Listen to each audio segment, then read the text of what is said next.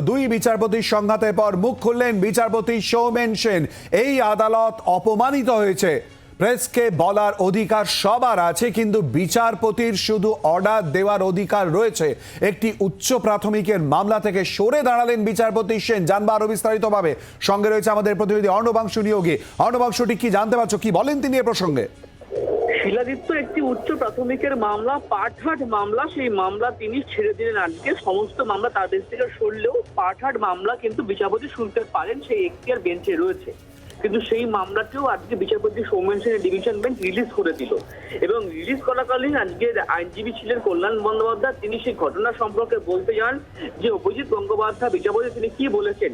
এবার তিনি বিচারপতি সৌমেন সেন বলেন, এই আদালত অপমানিত হয়েছে, প্রেসকে বলার অধিকার সবার আছে, কিন্তু বিচারপতি শুধু অর্ডার দেওয়ার অধিকার আছে, ইনাফ ইজ ইনাফ, এই মন্তব্য করেছেন। তিনি এও বলছেন যে উনি আমাকে নিয়ে মন্তব্য করলেও আমার সবার প্রতি শ্রদ্ধা আছে। এবং তিনি আরো একটি কথা বলেছেন যে অনেকে আসবে, অনেকে যাবেন, কিন্তু এই প্রতিষ্ঠান রয়ে যাবে।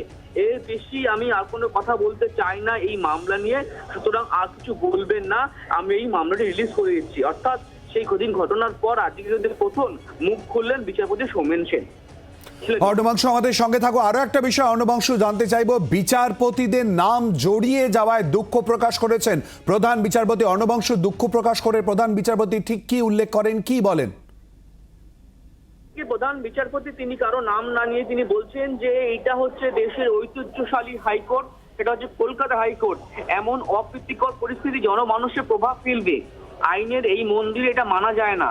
পরিস্থিতি স্বাভাবিক করতে সব রকম চেষ্টা করা হচ্ছে। এই পরিস্থিতির জন্য লজ্জিত এবং দুঃখিত। অর্থাৎ ইন্টারনাল ভাবে যাতে প্রশাসনিক ভাবে এই সমস্যা সমাধান হয় এবং যাতে জনমানুষের প্রভাব না পড়ে, বিচার প্রার্থীরা তাদের মামলা যাতে কোনো ক্ষতিগ্রস্ত না হয়, তারা যে বিচার প্রায় সঠিক সময়, সেই কারণেই কিন্তু আদালত সব রকম ভাবে সব চেষ্টা করছে। এই বার্তা দিয়েছেন প্রধান বিচারপতি আজকে। বাংলার আওয়াজ, বাঙালির আবেগ, জি 24 ঘন্টা।